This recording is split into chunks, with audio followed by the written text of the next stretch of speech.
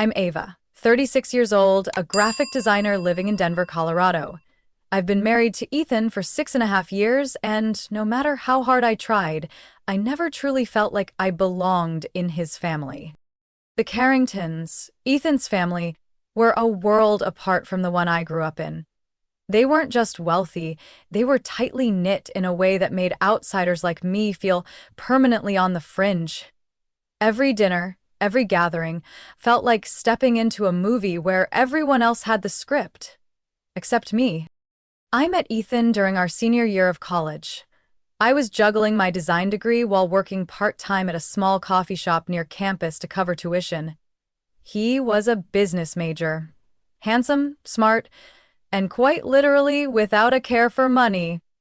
We started talking when he noticed my sketchbook during a break.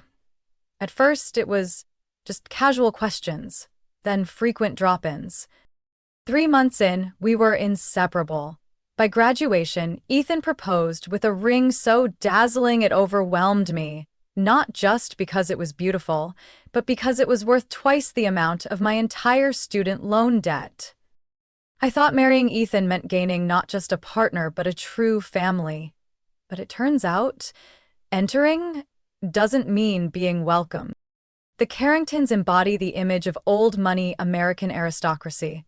My father-in-law, William Carrington, built a consumer goods distribution empire from the ground up. My mother-in-law, Carol, is the blueprint of a traditional socialite, managing charity foundations, planning weddings, and running fundraising galas with the precision of a general. And Chloe, Ethan's sister, is the star child, strategic director at her father's company, gracing the cover of Young Entrepreneur magazines by 29. In contrast, I grew up in a modest two-bedroom apartment in East Minneapolis with my mom and older sister.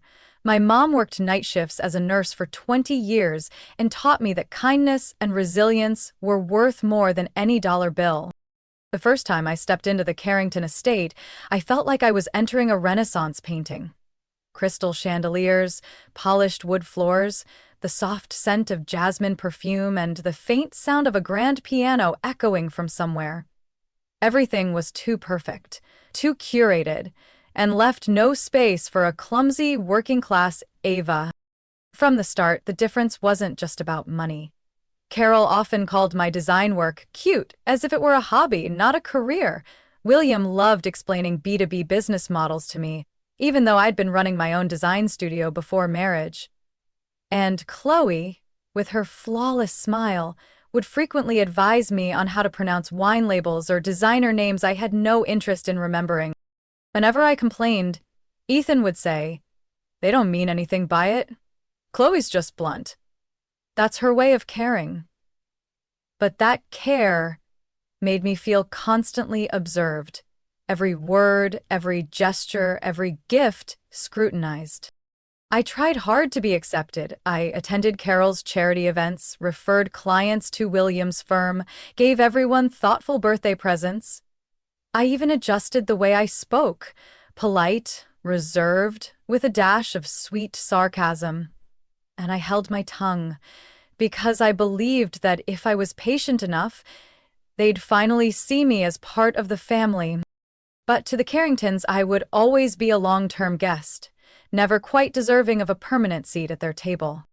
Every summer, the Carringtons threw a lavish BBQ at their Aspen vacation home. It was their tradition. Relatives flying in from New York to Texas, sipping cocktails by the pool and chatting about investment portfolios like they were appetizers. I hoped this year would be different. After almost 7 years of marriage, maybe I'd no longer be the outsider with the Carrington name. I even spent the whole previous night baking my grandmother's caramel apple pie, the only thing Carol ever complimented, albeit with a nasal, "Oh, it's quaint." That morning, Ethan was glued to his phone, prepping for a deal with Japanese investors. He barely glanced at me as I packed the pie carefully into its container. "Don't be late," he said.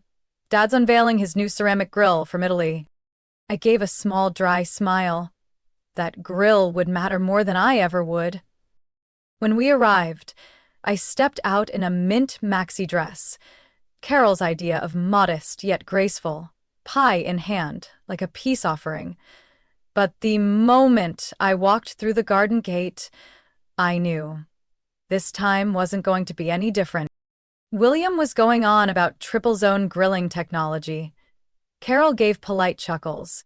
Chloe, draped on Ethan's arm like only a spoiled sibling could be, beamed with staged affection. And me? I stood there, quiet, in a backyard bigger than my childhood apartment. "Ava," Chloe called, tone both cheerful and mocking. "That pie looks adorable. Did your Airbnb kitchen have the right tools?" I bit the inside of my cheek, voice steady. "I baked it at home. Same recipe from Grandma." "Oh," she smirked, "so vintage." I placed the pie on the side table where unfamiliar desserts had already taken over the main display. A gentle breeze passed through, nudging the designer tablecloth slightly, like a quiet warning of what was coming. The afternoon drifted by with finance-heavy conversations I had no interest in.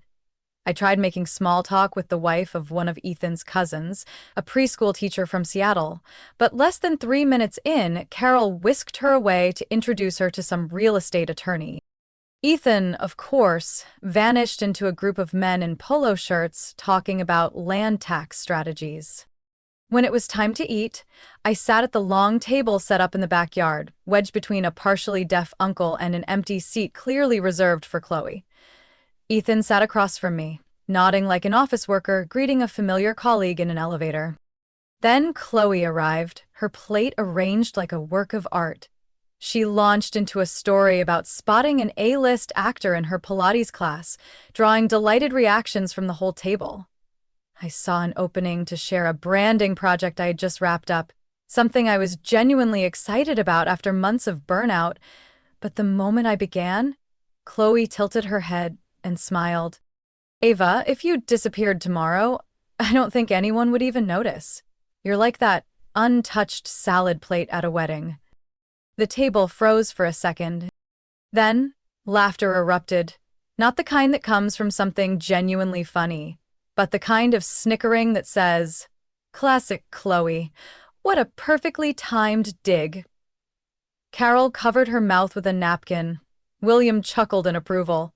Ethan, he laughed too, briefly but undeniably. I didn't blush, I didn't cry, I just felt a cold rush up my spine. This wasn't a random joke. This was what Chloe really thought, and what the rest of them believed, but never had the nerve to say aloud. I raised my wine glass, looked her straight in the eye, and said calmly but firmly, "Challenge accepted." No one laughed this time. Chloe raised her eyebrows. Ethan looked up, frowning slightly. But I didn't wait for their reaction. I turned to William and said, "Nice grill, but I don't think anyone's trying my pie today." I didn't speak for the rest of the afternoon. I simply observed every gesture, every glance, and remembered it all.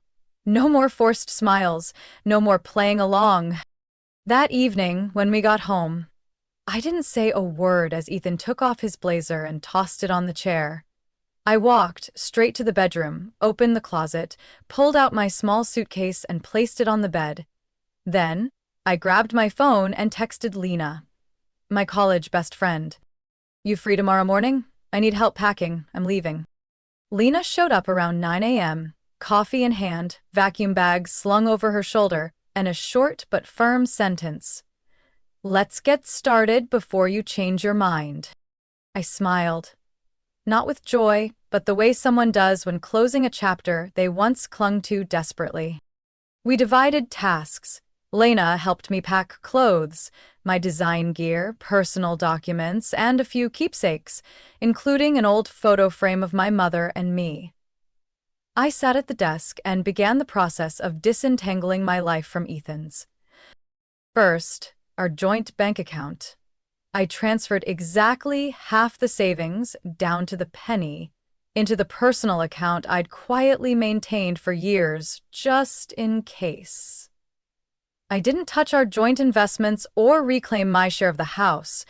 I wanted things clean, clear, without debt, even of the moral kind.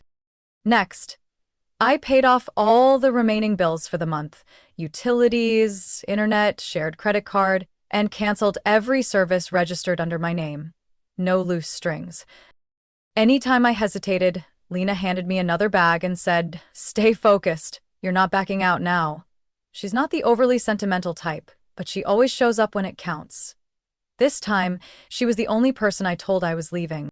By early afternoon, everything I needed was packed into the car trunk. I kept a carry-on with my laptop, documents, and a few outfits for the first days. Lena took the rest to store at her place. "You sure?" she asked one last time as I started the car in the garage. I nodded. No more words needed. That nod was my farewell to 7 years of trying without return. Before leaving, I wrote Ethan a short letter and placed it on the kitchen counter, where he usually dropped his car keys. No blame, no threats, no guilt trips. I simply wrote that I needed space to reevaluate this marriage and myself. I stated clearly that I only took what was mine and had covered my share of our obligation. I removed my wedding ring, set it on top of the letter. Next to it, I left a small note, Chloe's exact words from the day before with the date and location. No commentary. The quote spoke for itself. I didn't look back as I drove away from the Carrington neighborhood. The place I once dreamed would be my home. Seattle, where my sister Jenna lives, is nearly 1,300 miles from Denver. I couldn't drive it all in one go, so I stopped overnight in a small town near Boise, Idaho. The hotel was just a roadside motel.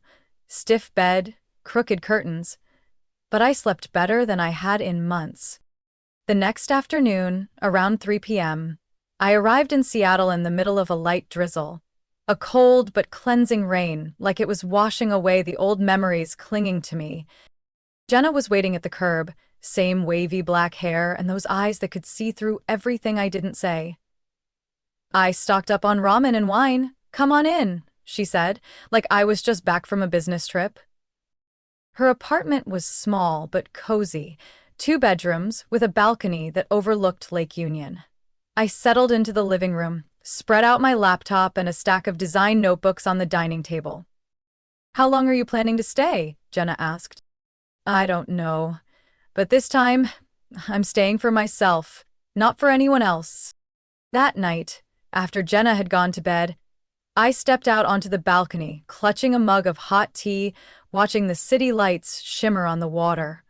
For the first time in a long while, I didn't feel like I was running away, but rather coming back to myself. A thought flashed through my mind. If you disappeared tomorrow, no one would even notice. Chloe had said that, and she was right. When I left, my phone didn't buzz once. But I knew now I didn't need anyone to notice me anymore. Because from this moment on, I would see myself more clearly than ever before. The first week in Seattle passed under a thick fog, literally and metaphorically. Every morning I woke early, watching gray light creep through the blinds, then brewed coffee I never quite finished. I kept wondering, what am I doing here? 36 years old, jobless, homeless, no marriage. Just a suitcase and a handful of broken beliefs. But then I remembered why I left. Chloe's words and Ethan's silence. And that sharp memory studied me again. After a week of instant noodles and quiet balcony chats with Jenna, I opened my personal laptop, the one that had traveled with me through hundreds of design projects, but had mostly stayed dormant the past 2 years. I started updating my profiles on freelance design platforms, Behance, Dribbble, Upwork. I scrubbed every project connected to Williams' company or the Carrington network. Not a single mention of Ethan. I wanted to rebuild from scratch, with my own 2 hands. But a profile wasn't enough. I needed fresh work. Designs that truly reflected who I was, not the safe and clean style the Carringtons had preferred. So I dug into the personal works folder on my hard drive, filled with late-night sketches made when I couldn't sleep, logo concepts Ethan once called too abstract. I looked at them like meeting a part of my soul again. Colorful, chaotic, alive, and absolutely me. I began posting the designs online, adding small stories about the inspiration behind each one. At first, there were just a few likes, mostly from old college friends. But then, one day, I got a message from Becca, the owner of a boutique cafe in Fremont. "I saw a typography design you did. It'd be perfect for my new shop. Do you do signage and menus?" It took me half a minute to make sure it wasn't a mistake. Then I typed back, "I'd love to." Becca was the kind of woman you want around on a gray, rainy day, bubbly, a little scattered, but full of life. She gave me total creative freedom, only asking one thing: do whatever you want as long as it's you. That one line unlocked something inside me that had been caged for years. I worked non-stop, sketching, testing colors, revising effects, printing mock-ups. The final menu had a graffiti-style header, and the sign was made from reclaimed wood with a custom font I hand-drew. On opening day, Becca leaned in and whispered, "Ava, this is brilliant. My customers love it." For the first time in years, I didn't feel like someone's shadow. I felt like myself. And I felt seen. One morning, Jenna left a business card on the dining table. "Dr. Naomi Hartwell, marriage and personal reinvention therapist. She's a friend. She's good." I hesitated for a few days before calling. William's voice echoed in my head from the one time I brought up therapy. Paying someone to teach you how to love yourself? Ridiculous. But then I realized that was exactly what I needed. My first session with Dr. Hartwell was strange. She didn't ask, "Why are you here?" Instead, she asked, "What aren't you saying?" I sat silent for nearly a minute, then burst into tears. Every week I met with her once, we dug into old wounds. From childhood, from my time loving Ethan, to those moments I sat in silence at Carrington family gatherings like a crookedly hung painting. I learned how to set boundaries again, how to distinguish between enduring out of love and hurting myself in the name of love. I learned how to journal with honesty, not with what I should say, and on a misty morning, I wrote the first sentence that later became my personal mantra. "I'm not disappearing, I'm just stepping out of a frame that no longer fits me." Work started picking up. Menus for cafes, color palettes for a yoga studio, branding for a vegan skincare shop. I earned enough to chip in for rent with Jenna, and even started planning to rent a small studio of my own. Then, one day, a strange email appeared. Subject line: "Redesign project for Ardent Organics, interested in your portfolio?" I nearly dropped my tea when I saw the parent company. Cresswell Ventures, a small division of the Carrington Group. At first, I thought it was a mistake. Or spam. But no. The sender was Harper Lynn, creative director at a Seattle-based agency called North Bay Studio. "We're looking for an independent designer for a rebranding project for Ardent Organics, an organic product line expanding nationally. Your portfolio is impressive, especially the work you did for Becca's Nest Cafe." Ardent Organics? That sounded familiar. I Googled it, and my heart skipped a beat when I saw it was a sub-brand of Cresswell Ventures, under the Carrington Investment Group, where my ex-father-in-law William served as chairman of the board. I turned off the screen, stood up, and walked around the apartment as if the truth might vanish if I didn't look at it. I thought I'd left that world behind, that I had completely withdrawn. But now, like some strange joke of fate, I was being offered the lead role on a campaign that William himself might be watching. When Jenna got home, I told her everything. She folded her arms, gave me a grounded look, and said, "The real question is, if you ignore the name Carrington, is this a good opportunity?" I thought it over. The proposed pay was 3 times higher than any project I'd ever taken. They wanted a full redesign, packaging, branding, and e-commerce site. A 6-month project, minimum.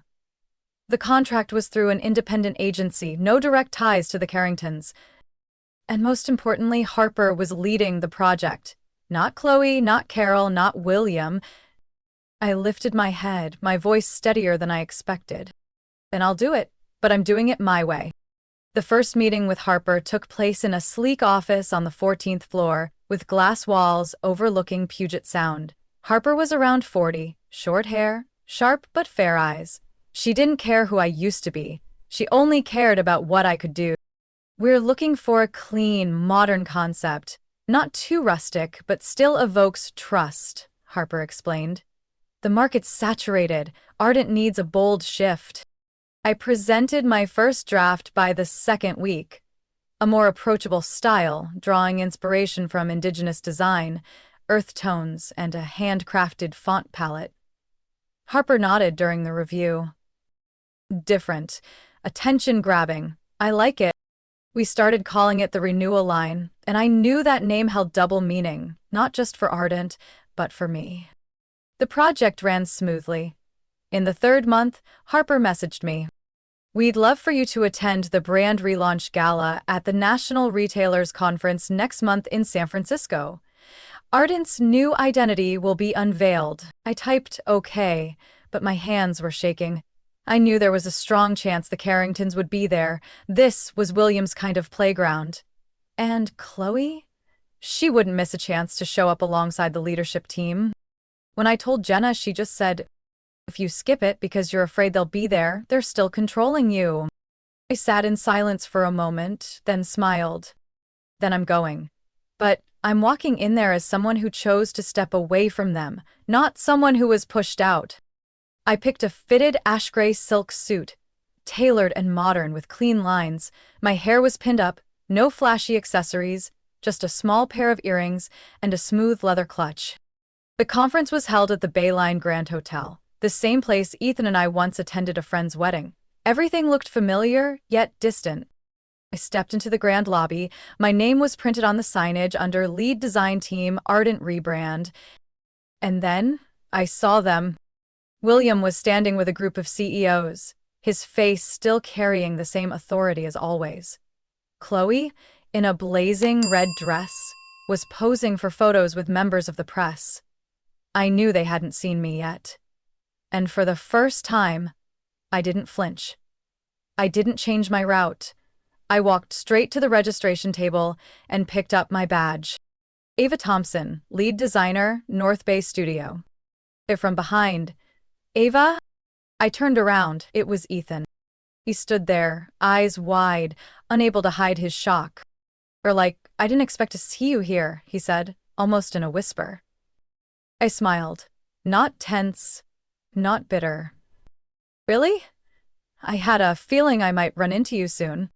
Ethan stared at me for a long time. That look, once everything to me, now felt like a fading landmark on a road I'd already left behind. The gala began. Harper invited me to the stage to present the brand's new concept. As I held the microphone, I looked straight into the front row, where William and Chloe were seated. I started my presentation. My hands were steady, my eyes unwavering, because this time, I was no longer Ava, the wife of Ethan Carrington. I was Ava Thompson, the woman who rose above being dismissed and turned it into fuel to go even further. When I finished, the room applauded, not loudly, but with steady, respectful claps. Ardent's strategy director nodded approvingly. Harper gave my shoulder a proud pat as I stepped off stage. I entered the reception hall as soft jazz echoed from the band in the corner. The first glass of wine in my hand was poured by a server who said, "Congratulations, Ms. Thompson, that was truly inspiring." I nodded and was just lifting the glass to my lips when I heard a voice behind me. "Are you really Ava Thompson?" I turned. William Carrington stood in front of me, without his usual arrogance. His curiosity was quiet. Chloe wasn't with him. Carol wasn't either. Just him. Looking at me like he'd just realized he might have missed something important. "Hello, William," I smiled. "It's been a long time." He tilted his head slightly. "I didn't know you were leading the Ardent project." "That's because I didn't need anyone to know ahead of time. I just needed to do my job well." There was a short pause. He looked at me like he was reassessing everything he'd ever thought about me. Then he nodded. I have to admit, very professional, you've taken this brand in the right direction. I didn't thank him. I didn't deflect either.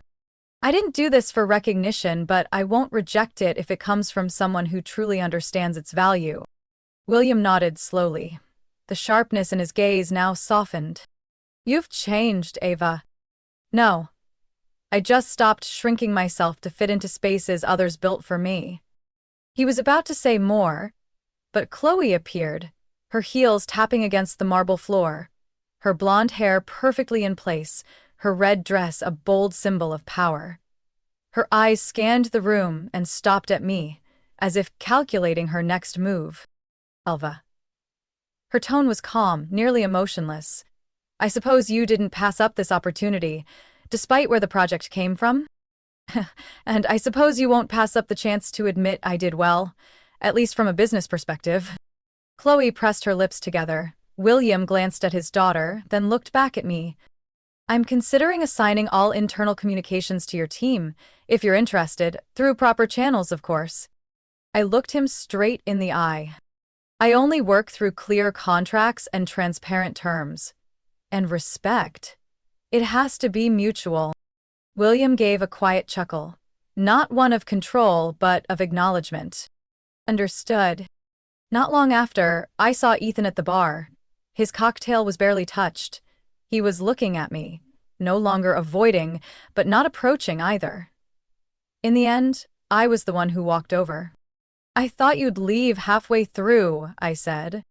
Ethan shrugged. I wanted to, but then I remembered. You once said, walking away halfway isn't how you face the truth. Strange, I didn't think you remembered the things I said. I do, more than you think. I didn't respond. We both knew that marriage hadn't ended in a single moment. It was a long unraveling of moments where I was dismissed, and he stayed silent. You look at me today, Ethan hesitated, and you see someone you never had the courage to support. I gently set down my glass. I don't blame you for not choosing me. I only blame myself for staying too long. Ethan swallowed the words he was about to say. He nodded, this time with honest agreement. I'm not asking for forgiveness, but I do hope you find happiness. I smiled. I'm already on that path. The party was winding down. As I was about to leave the ballroom, an older woman approached me. Carol, my former mother-in-law. You always did know how to show up at just the right moment, I said before she could speak. I always believed you didn't belong, Carol replied bluntly. But today, I'm not so sure. I looked at her, not cold, not regretful. You were right. I didn't belong in that family, and finally I stopped trying to make myself fit. Carol bowed her head slightly, a silent admission. As she turned away, I noticed her shoulders had sagged a little. And me?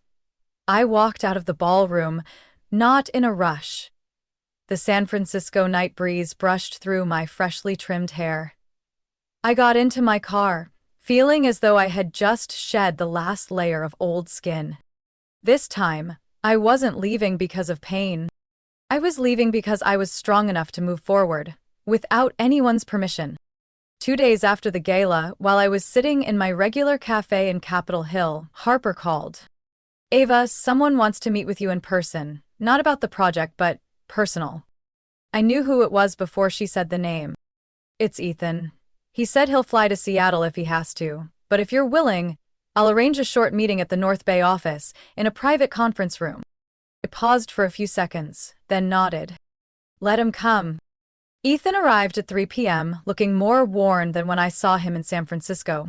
No tailored suit, no Carrington composure, just a man who'd realized too late what he had lost. We sat across from each other. The room was so quiet we could hear the wall clock ticking. I didn't come to apologize, because I know an apology now wouldn't be enough, Ethan began. I folded my arms and nodded. Good, because if that's all you came for, there's nothing more to say. He nodded, his gray moon eyes dull with fatigue. I came to admit that I failed, not just you, myself. I stayed quiet, letting him continue. I let others define your worth, and I stood by saying nothing. I didn't take your side. I avoided conflict. I wanted everything to stay peaceful. I thought you'd always be gentle, always smile, always endure. I looked straight into his eyes. You were right about one thing. I used to believe that if I was kind enough, quiet enough, tried hard enough, one day I'd be accepted. Ethan lowered his head. I realized that too late. Not too late to change yourself, I said softly, but too late for us. His fists clenched slightly, like he was trying to keep something from shattering. If there were one chance, just one, would you give it to me? I shook my head, not with bitterness, not with sorrow, not because I'm angry, but because I've moved on, and going back is no longer part of my journey. Ethan nodded, this time with understanding, no resistance. I wish you happiness, he said again, this time more quietly, like admitting something he knew he couldn't undo. I placed my hand on the table, not touching his, but close enough for him to understand. I already am happy, but in my own way. That evening, I unexpectedly received a message from Chloe, short and simple. Can we talk for a moment? Still in Seattle until tomorrow. I agreed, partly out of curiosity, partly because I wanted to close this chapter for good. We met at a small Japanese tea house near Fremont, where everything was tiny, hushed, and the atmosphere was refined enough that no one needed to say much. Chloe walked in, no red dress, no high heels, just jeans, a long coat, and her hair loose and soft. Something about her appearance made me slightly cautious. You did much better than I expected, she began. No greeting, no small talk. I raised an eyebrow. And what did you expect? She exhaled. That you'd fall apart, that an Ava without the Carrington boost would never make it anywhere. I let out a soft laugh. Funny how not being boosted was exactly what helped me stand firm. Chloe looked at me for a long moment. I was wrong. And I'm not the type who easily admits that. Then mark this day, I teased, half serious. Carrington family history just got a strange little footnote. She laughed. Genuinely, for the first time without bitterness. Honestly, the Ardent Project is incredibly impressive, and if you were a stranger, I'd offer you another brand to lead. I took a sip of tea. Then treat me like a stranger. It'll make working together easier. Chloe nodded. There was something like respect in it. Not because I was once her brother's wife, but because I had proven myself through skill alone. And then, as if it were the final loop needing closure, Carol called that evening. I didn't answer, but she left a voicemail. Ava, I'm not good at apologies, but maybe I've misjudged the wrong person in the wrong way for many years. If you don't pick up, I understand. Just know, I truly regret it. I listened to that message twice, not because I was emotional, but because something strange struck me. The regret in the voice of someone who once saw me as the misplaced chair at the dinner table now carried a tremble that felt almost genuine. I didn't call back, not to punish, but because I no longer needed validation from those who once denied me. That night, I wrote in my journal, forgiveness doesn't mean reopening the door. Forgiveness is moving forward and leaving that door behind like a wall that's finally been built strong. 3 months after the San Francisco Gala, I stood in front of a small ivory house nestled along a tree-lined street in West Seattle. Gray tile roof, window frames painted a soothing green, and a backyard just big enough for growing vegetables, keeping a cat, and nurturing hope. I bought it entirely with income from my freelance design projects over the past year. No cosigners, no Carrington name attached. The real estate agent didn't even know I once had a different last name. I was simply Ava Thompson, a rising freelancer, credible enough to secure a mortgage, confident enough to call this place home. Jenna came to help me move in, arms full of dishware boxes, muttering, "How do you live with so little?" I laughed. Because I know what's worth keeping and what's time to let go. Once settled in, I began reconnecting with old friends, those I had lost touch with while caught up in the Carrington world. I messaged Emma, a college friend from art school, now director of a community creative space. We met at a photo exhibition where I realized something startling. The world didn't shut down when I disappeared. It kept turning and welcomed me back the moment I had the courage to knock.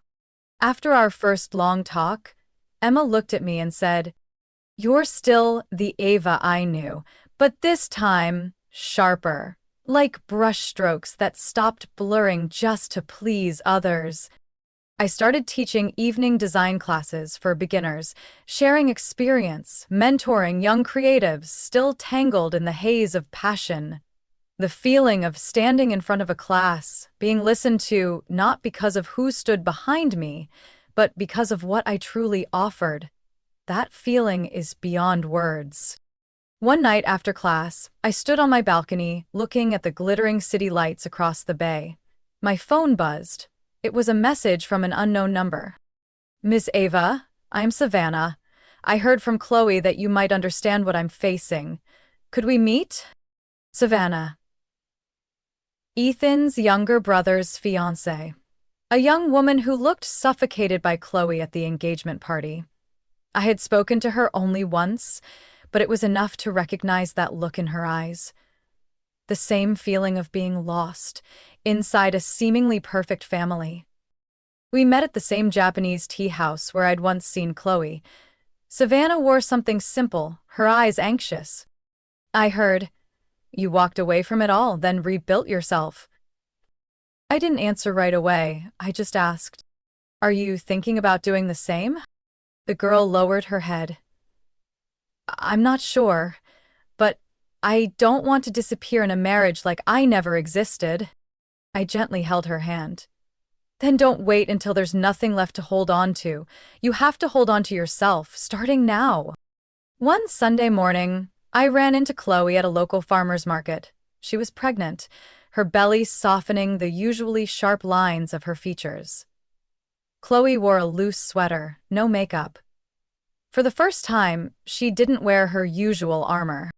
"Vanessa, I mean, Ava," she laughed. "You won't believe it, but I'm taking a prenatal psychology class. The instructor asked us to write a letter to our future child." I tilted my head. "What did you write?" Chloe looked away. After a moment, she quietly answered, "I wrote that I don't want my child to grow up thinking love is something you have to fight for, something that's traded for obedience or perfection." I stayed silent. That answer spoke louder than any apology. "You probably always thought I didn't have a heart," Chloe said. "But honestly, I was just scared. I saw you walk away and I was terrified that if it were me, I wouldn't be brave enough to come back." I didn't tell her I'd been scared too.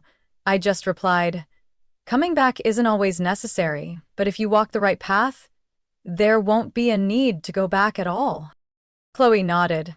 As she walked away, I saw her glance back, not to hold on, but to acknowledge that something new was beginning within her. That night, I went home and hung up a painting I'd made on the blank wall facing my bed. It was an image of an old door, slightly ajar, opening onto a garden full of light. I titled it "Reclaimed" because I was no longer someone walking in someone else's shadow. I had become the one lighting the way for myself. 1 year after that BBQ party, I stood in the sunlit living room of my small house in West Seattle, holding a cup of coffee, looking through a foggy window pane. There was no smug laughter from Chloe, no backhanded remarks wrapped in Carol's signature politeness, no dinner tables where I had to sit in silence, trying to fit into a chair never meant for me. Just me, and the space I had built myself. The painting Reclaimed still carried the faint scent of oil paint. On the table below was a new sketch, part of a project for a sustainable fashion brand from Portland. I was redesigning their entire packaging line, No one introduced me. No one paved the way. It was all me. Ava Thompson. My phone rang. An email from Harper. Congratulations, Ava. Your new concept for Arden just won the Pacific Northwest Packaging Design Award this year. The Sheffield team has agreed to a long-term collaboration. I read the words on the screen and didn't scream with joy like I did when I first landed the Ardent project. I simply smiled. Not because I was used to success, but because now I didn't need success to know who I was. I once believed recognition was the most precious thing, but it turns out the most valuable thing is knowing who you are, even when no one's clapping. That evening, I set the table for one, a scented candle, soft jazz, a glass of red wine. Not because I was lonely, but because I'd learned to cherish my own presence. I wrote the opening line of a new personal blog, where I had started quietly sharing my journey with no embellishments, no drama. I once disappeared. Not from the world, but from myself. Because I thought being loved meant making others comfortable. But the challenge was accepted, and I did. I was reborn, stronger, clearer, and freer than ever before. The following week, I gave a talk to the senior design students at my old college, the same place where I was once a skinny student working night shifts to pay tuition. The seminar room was small but packed. Someone asked me, "Do you have any advice for someone who feels lost in their own life?" I thought for a moment, then said slowly, "Let yourself fall apart if you need to, but don't pick up every piece. Only keep the ones that are truly yours. Don't cling to a version of yourself just because it's what others are used to." The room went quiet. I knew they were listening, and I no longer needed to shout to be seen. One late afternoon, while I was watering plants on the porch, a stranger stopped at my white wooden fence. "Ava Thompson?" she asked. "I once read your article about disappearing to find yourself. It saved me from a terrible marriage." I was surprised. She smiled. "I just wanted to say thank you. Because of you, I found the courage to leave, and now I'm starting over. Also here in Seattle." I stepped closer and gently placed a hand on her shoulder. "You didn't disappear," I said. "You're showing up. In every sense of the word." She cried, but they were the tears of someone truly alive. Night fell. Seattle was still crisp with early spring air. I lit the fireplace, sat by the window, and watched the warm lights from the corner restaurant reflect off the wet street. I thought back to the day Chloe said, "If you disappeared tomorrow, no one would even notice." Back then, I thought it was the cruelest slap I'd ever received. But now, I know. Sometimes it's the harshest words that become the catalyst for awakening. I did disappear. From skewed perceptions, misplaced expectations, and one-sided love. But I reappeared, as a version of myself not needing to be accepted, but chosen by me to live fully. But what? Ava's story is not just a journey of breaking free from a wealthy but cold family. It's a powerful reminder. You don't have to sacrifice yourself to be accepted. In real life, so many people, especially women, live in relationships where their worth is defined by others. Walking away isn't failure. Sometimes it's the bravest first step towards starting over, because being yourself is worth more than any recognition that comes through silent endurance. What do you think of Ava's choice? Would you be brave enough to step out like she did? Share your thoughts in the comments. And don't forget to follow the channel for more powerful and heartfelt family stories.